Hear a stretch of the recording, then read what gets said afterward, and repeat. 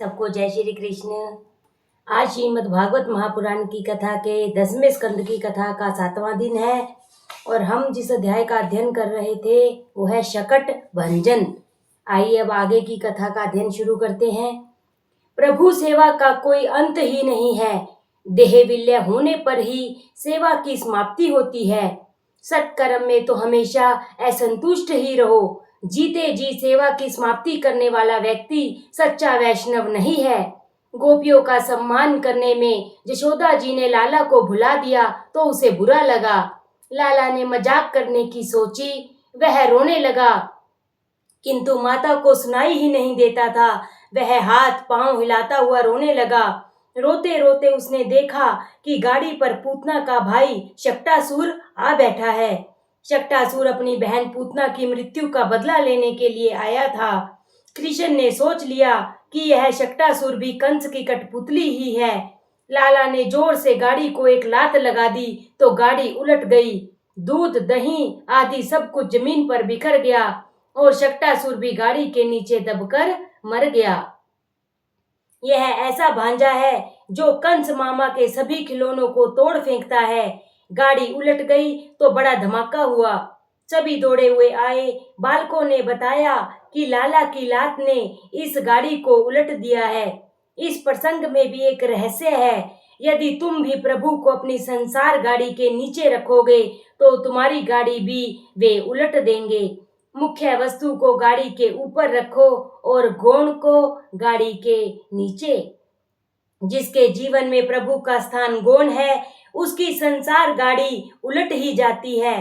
गृहस्थ आश्रम भी एक गाड़ी है और पति पत्नी उसके पहिए। इस गाड़ी पर श्री कृष्ण को पधराओ। जीवन रथ के सारथी हैं श्री कृष्ण। इस जीवन रथ के अश्व हैं हमारी इंद्रियां। प्रभु से प्रार्थना करो, नाथ मैं आपकी शरण में हूँ। जिस प्रकार आपने अर्जुन के रथ का संचालन किया था उसी प्रकार आप मेरे जीवन रथ के सारथी बने और सन्मार्ग पर ले जाएं। जिसके शरीर रथ का संचालन प्रभु के हाथों में नहीं है उसका संचालन मन करता है और मन एक ऐसा सारथी है जो जीवन रथ को पतन के गर्त में गिरा देता है। यदि तुम्हारी गाड़ी परमात्मा के हाथ में नहीं है तो इंद्रिय रूपी अश्व उसे पतन के गड्ढे में गिरा देंगे। अर्जुन की जीत इसी कारण से हुई थी कि उसने परमात्मा को सारथी पद दिया था, मन को नहीं। कुछ लोग मानते हैं आज छुट्टी है तो बस सारा दिन अच्छा खाएंगे पिएंगे और सोए रहेंगे। वह तो कुंभकर्ण सी बातें हुई। ऐसा कभी न किया जाए। रविवार तो वीर होने का वार है। रविवार के दिन तेल मिर्च चटनी आदि खाने के बदले दूध और चावल खाना। सारा सप्ताह बहुत कुछ खाया है सो छुट्टी के दिन तो सात्विक आहार ही किया जाए और दिन भर जपमाला फिराई जाए। रविवार के दिन ब्रह्मचर्य का पालन करो। रविवार के दिन गृहस्थ कथा श्रवण करने चला तो उसका पुत्र रोने लगा। पत्नी ने कहा, यह बच्चा जब रो रहा है तो तुम्हारा कथा में जाना ठीक नहीं है। उसे रोता हुआ छोड़कर कथा में जाओगे तो कौन सा पुण्य कमाओगे। तो उस गृहस्थ ने सोचा, मैंने सुना है कि किसी के दिल को व्यथित करना अच्छा नहीं है।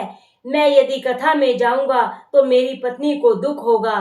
उसने ऐसा सोचकर कथा में जाने की बात छोड़ दी। अच्छा होता अगर वे सब घर में ही रहकर विष्णु सहस्त्र नाम का पाठ करते, किंतु उन्हें याद आया कि अमुक फिल्म का यह अंतिम सप्ताह है।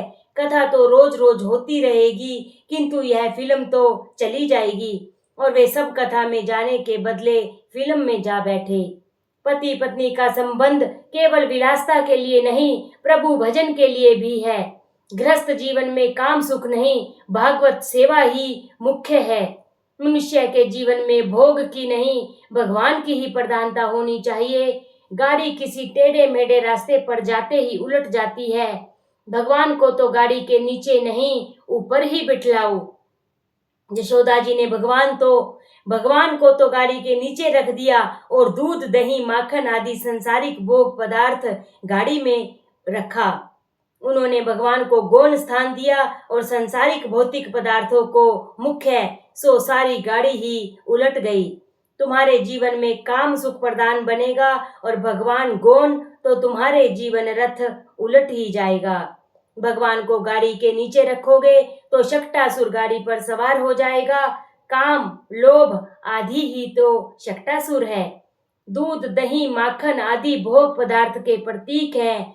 जिसके जीवन में भौतिक पदार्थों की प्रधानता है, उसकी जीवन गाड़ी पर शक्टासुर सवार हो जाता है। दाम्पत्य जीवन में धर्म की ही प्राधान्य होना चाहिए। पत्नी को काम पत्नी नहीं, धर्म पत्नी कहा जाए। प्राथमिकता धन और काम सुख को नहीं, धर्म को दिया जाए।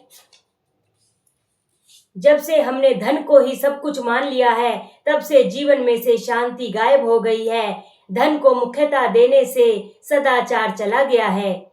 धन की अपेक्षा संयम और सदाचार ही अधिक सुखदायी है। धन यदि मर्यादा से बाधित होगा तो शांति आएगी। जीवन के 4 पुरुषार्थ बताए गए हैं, धर्म, अर्थ, काम और मोक्ष। इनके क्रम में भी एक विशिष्ट तारतम्य है। धर्म और मोक्ष के बीच है अर्थ और काम। अर्थ और काम की प्राप्ति धर्म और मोक्ष की मर्यादा में रहकर ही की जाए। अर्थ और काम गौण है, धर्म और मोक्ष प्रधान। यदि धर्म और मोक्ष गौण हो जाएंगे तो जीवन रथ अधोगति के गर्त में घस जाएगा। जीवन में लौकिक सुखों का प्राधान्य हो जाएगा तो शक्टासुर सवार हो जाएगा। एक संत के मतानुसार शक्टासुर वध की लीला के समय श्री कृष्ण की वह 108 दिनों की थी। जब आपके सिर पर शक्टासुर सवार हो जाए तब 108 मोतियों वाली माला लेकर भगवान का जप करो। लौकिक व्यवहार को प्रधानता और श्री कृष्ण को गौणता देते ही काम, क्रोध, लोभ, मोह आदि शक्टासुर आ धमकते हैं। जीवन में श्री कृष्ण को प्रधानता देने से शक्टासुर का भय निर्मूल हो जाएगा। कुछ लोग कहते हैं कि कथा श्रवण के बिना ही यौवन गवा दिया और अब यह शक्टासुर नीचे उतरने का नाम ही नहीं लेता है। श्री कृष्ण शक्टासुर का वध करते हैं। जब तुम्हारे हृदय पर काम, क्रोध, लोभ, मोह रूपी शक्टासुर सवार हो जाए तब माला लेकर नारायण का नाम जप करने लगो। माला के साथ मैत्री होने पर शक्टासुर को निरुपद्रवी होना पड़ेगा। माला के साथ संबंध नहीं हो पाएगा तो शक्टासुर सवार हो जाएगा। काम, क्रोध आदि का सामना करना है तो परमात्मा का आश्रय लेना होगा। अगला अध्याय है त्रिनाव्रत उद्धार। अब आता है त्रिनाव्रत वध का प्रसंग। किसी एक दिवस यशोदा जी श्री कृष्ण को अपनी गोद में बिठलाकर दुलरा रही थी। उस समय तरनाव्रत को मारने के लिए भगवान ने अपना वजन बढ़ा दिया। यशोदा जी भार को सह न सकी तो कन्हैया को जमीन पर बिठला दिया और घर के काम में जुट गई। तरनावृत भवंडर का रूप लेकर आया और श्री कृष्ण का हरण करके आकाश में उड़ गया। भगवान ने अपना वजन बढ़ा दिया और उन्होंने तरनाव्रत को पकड़ा। तरनाव्रत के प्राण पखेड़ू उड़ गए। तरनाव्रत जीवम आवृत्ति स तरनाव्रत है। रजोगुण का चक्कर ही त्रिनाव्रत है। काम और क्रोध है रजोगुण के पुत्र। रजोगुण मन में आया नहीं कि मन चंचल हो जाता है। त्रिनाव्रत रूपी आंधी मन में आते ही वह चंचल हो जाता है। बुद्धि जब ईश्वर से विमुख हो जाती है तब तरनाव्रत रजोगुण मन में घुस जाता है और उसे चंचल बना देता है। यशोदा की आंखों में धूली जा घुसी। जब संसारिक सौंदर्य को निहारने में सुख मिलने लगे तब मान लेना कि आंखों में तरनाव्रत आ बैठा है और फिर भगवान दर्शन नहीं देते। कन्हैया धीरे धीरे बड़ा होने लगा। घुटनों के बल चलता हुआ गौशाला में भी पहुंच जाता था। सभी गायें भी उसे पहचानती थी। कई महान ऋषि भी गायों का अवतार लेकर गोकुल में आ बसे थे। एक छोटा सा बछड़ा था, वह भी छोटा था और कन्हैया भी छोटा ही था। कृष्ण उसे अपना दोस्त मानते थे।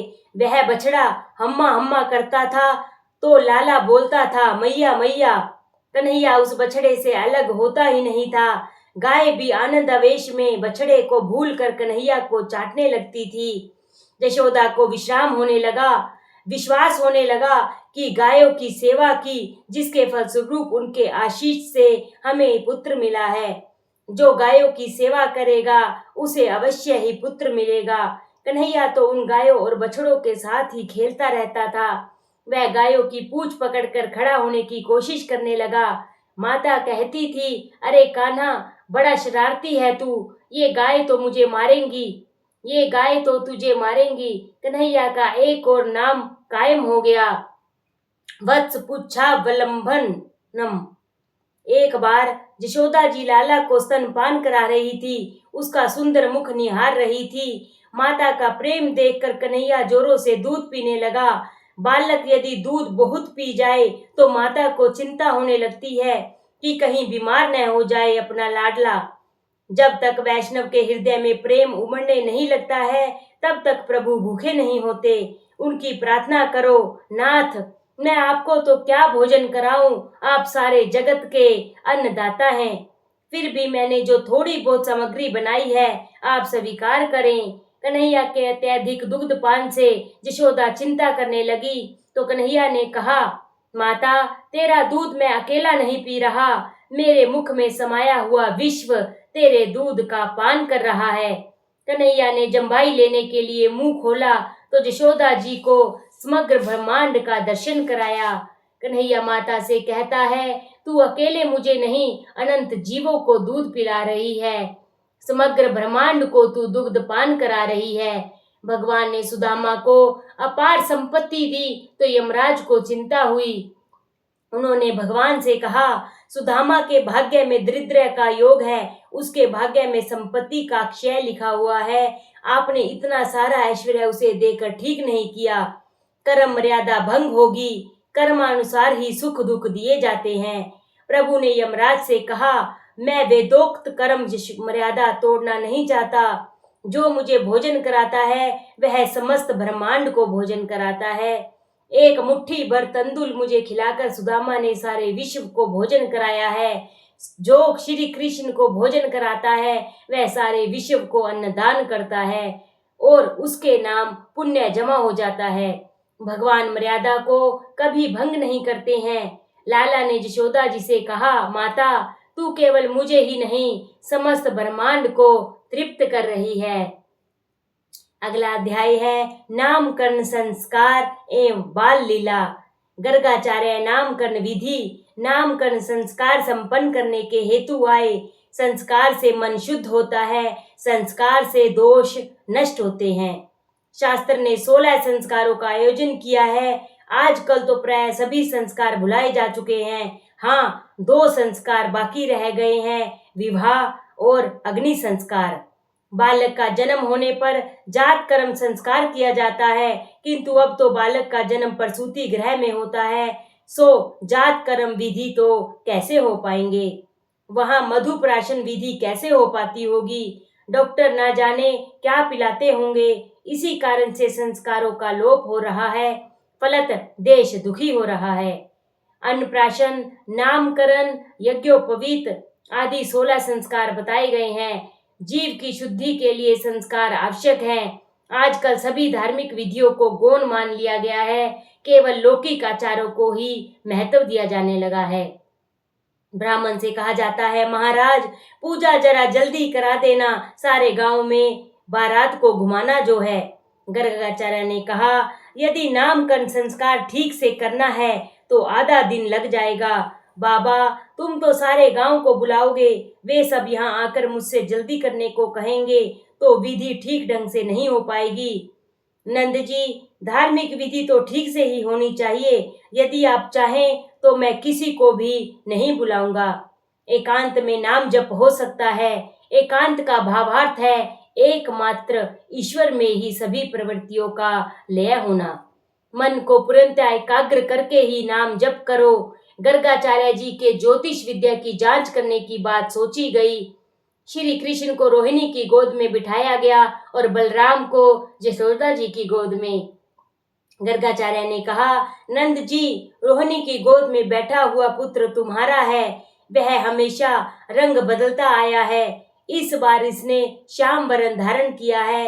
वह सभी के मन को आकर्षित करेगा और सभी को आनंद देगा। उसका नाम कृष्ण रखा जाए। वह बालक महाज्ञानी होगा। इसके जन्म अक्षर बड़े अच्छे हैं। इसके 5 ग्रह उच्च क्षेत्र में है, 8 ग्रह अच्छे हैं, मात्र एक राहु ही बुरे स्थान में है।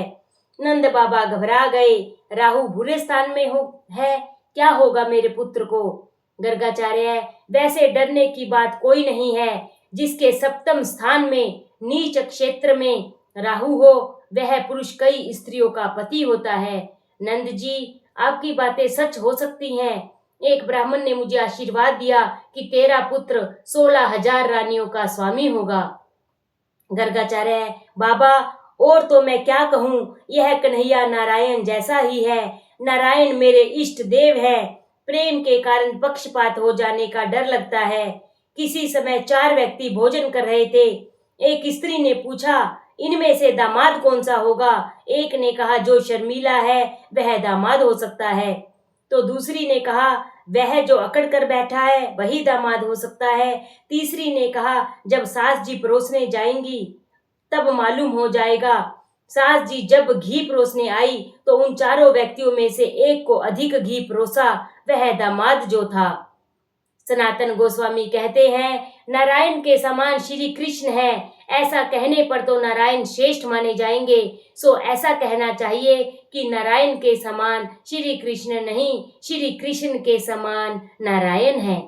वृंदावन के साधु कहते हैं कि नारायण के समान नहीं, किंतु नारायण श्री कृष्ण जैसे हैं। नारायण के समान श्री कृष्ण है, इसका अर्थ होगा नारायण वरिष्ठ है। श्री कृष्ण के समान नारायण है, ऐसा कहने से नारायण नहीं, श्री कृष्ण वरिष्ठ हो जाएंगे। वैसे तो श्री कृष्ण और नारायण में कोई अंतर है ही नहीं। ये सब बातें तो मधुर आग्रह मात्र है। नारायण में 60 और मुरली मनोहर श्री कृष्ण में 64 गुण बताए गए हैं। अर्थात नारायण की अपेक्षा श्री कृष्ण में 4 गुण अधिक हैं। वे गुण इस प्रकार हैं: रूप माधुरी, लीला माधुरी, वेग माधुरी और प्रिय माधुरी। श्री कृष्ण के ये 4 गुण नारायण में नहीं है। नारायण के 4 हाथ होने के कारण वे कुछ कुरूप से लगते हैं, अतः 2 हाथों वाले श्री कृष्ण श्रेष्ठ हैं। बैकुंठ स्वामी नारायण राजा की भांति अकड़ कर खड़े रहते हैं, सो वे कुछ अभिमानी से लगते हैं। वे हमारे साथ बोलते भी नहीं हैं। कन्हैया में कोई अकड़ नहीं है, वह हम सब के साथ बोलता खेलता घूमता है, अतः हमारा कन्हैया ही श्रेष्ठ है। अतिशय आतुरता होने पर परमात्मा दौड़ते हुए आते हैं। गोकुल में एक नववधू आई थी जो कन्हैया के दर्शन पाने के लिए बड़ी आतुर थी, किंतु उसकी सास उसे वहां जाने ही नहीं देती थी। आज जब वह जल भरने गई तो रास्ते में श्री कृष्ण का ही चिंतन कर रही थी। बाकी जुल्फों वाला मनमोहन, मस्तक पर मोर पंख, होठों पर बांसुरी, कानों में मकराकृति कुंडल और कटी पर पीतांबर धारण किए हुए थे। वह छुमक छुमक करता हुआ उस गोपी के पीछे हो लिया। बाल कन्हैया ने पीछे से गोपी का आंचल पकड़ लिया।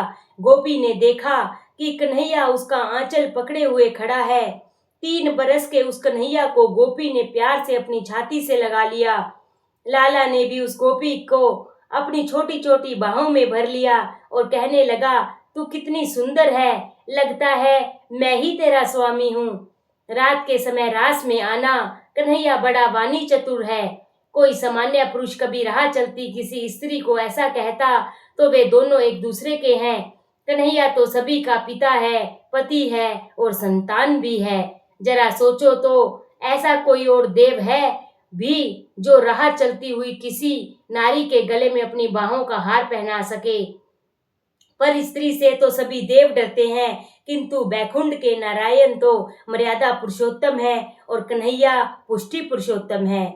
कन्हैया की जैसी लीला मनुष्य तो क्या कोई अन्य देव भी नहीं कर पाता। श्री कृष्ण तो देवादि देव है। एक सखी दही, दूध और माखन बेचने निकली है। कृष्ण प्रेम में उसकी शुद्ध बुद्ध बिसर गई है। वह बोलना तो चाहती है, दही लो, माखन लो, किंतु उसके अंतर में माधव छिपा है, सो वह बोलने लगी, माधव लो कोई माधव। बोली गोपी हरि को बेचने चली, 14 भुवन के नाथ को मटकी में लेकर चली। कृष्ण प्रेम में ऐसी तो तन्मय हो गई थी, उसे भान तक नहीं था कि वह क्या बोल रही थी। लाला ने सुना माधव लो, कोई माधव लो, तो उसने सोचा अरे वाह, यह तो मुझे ही बेचने चली है। रास्ते में श्री कृष्ण प्रकट हुए और सखी से कहने लगे, अरे दूध वाली, मैं गोकुल का राजा हूँ, जरा माखन तो दे जा। प्रेम का बाहुल्य होने पर सताने में बड़ा मजा आता है। गोपी के हृदय में प्रेम है। वह कन्हैया को सताने लगी, अरे तू कैसा हो गया गोकुल का राजा? गोकुल के राजा तो हैं बलराम भैया। मैं तुझे नहीं, उन्हीं को माखन दूंगी। न जाने नंद बाबा इस काले कलूटे कन्हैया को कहाँ से उठा लाए हैं। नंद बाबा तो गोरे हैं और तू काला, कहाँ से लाए हैं वे तुझे? कन्हैया ने गोपी की साड़ी का आंचल पकड़ लिया। गोपी कहने लगी, अरे लाला, छोड़ दो मेरी साड़ी। मेरे दूध, दही, माखन मिट्टी में सन जाएंगे और मेरी सास मेरी चमड़ी उधेड़ देगी। गोपी ने बलपूर्वक अपना आंचल छुड़ा लिया और आगे बढ़ने लगी। पीछे मुड़कर देखा तो कन्हैया मुंह फुलाकर बैठा हुआ था। गोपी वापस आकर मनाने लगी, कान्हा माखन ले, मिश्री भी ले और चाहे 100 दूं। मेरी बड़ी भूल हुई, अब मान भी जा। किंतु कन्हैया अब क्यों मान जाए? उसने कहा, मुझे कुछ भी नहीं चाहिए। कन्हैया न माना तो गोपी आगे बढ़ने लगी। तो पीछे से कन्हैया ने पत्थर उठाकर ऐसा निशाना लगाकर मारा कि मटकी चूर चूर हो गई। ऐसी लीला श्री कृष्ण के सिवाय अन्य कोई भी देव नहीं कर सकता। श्री कृष्ण जो सबके पति हैं। श्री कृष्ण अब घर जाकर चुपचाप माता की गोद में छिप गया। वह ऐसा शांत स्याना बैठा हुआ था कि मानो कुछ हुआ ही नहीं है। उस गोपी ने यशोदा के पास आकर कन्हैया की शिकायत की, माताजी, तुम लाला को मुंह लगा रही हो, किंतु वह बड़ा शरारती हो गया है। इसने मेरी घघड़ी फोड़ दी, मेरे कपड़े बिगाड़ दिए। लाला कहने लगा, मैया, मुझे इससे बड़ा डर लगता है। इसके चले जाने के बाद सारी बात बताऊंगा। कन्हैया मैया से कहने लगा, यह गोपी बड़ी कंजूस है। वह 3-4 दिन पहले का दूध दही बेच रही थी। मैंने सोचा कि बिगड़ा हुआ दूध दही बेचना ठीक नहीं है। यदि कोई गरीब इसे खाकर बीमार हो जाए तो मैंने ऐसा सोचकर उसकी मटकी फोड़ डाली। मैं आरोग्य प्रचारक मंडल का प्रधान जो हूँ। यशोदा जी गोपी को लताड़ने लगी, अरे गोपी, बिगड़ा हुआ दही दूध क्यों बेचती है री तू? कन्हैया हंसने लगा और गोपी भी। कन्हैया बोलने में बड़ा चतुर है। कन्हैया मटकी फोड़ता है फिर भी प्यारा लगता है। वह राह में चलती किसी भी गोपी की मटकी को फोड़ सकता है। ऐसा अन्य कोई देव जो रास्ते पर चलती हुई किसी नारी को छेड़ सके।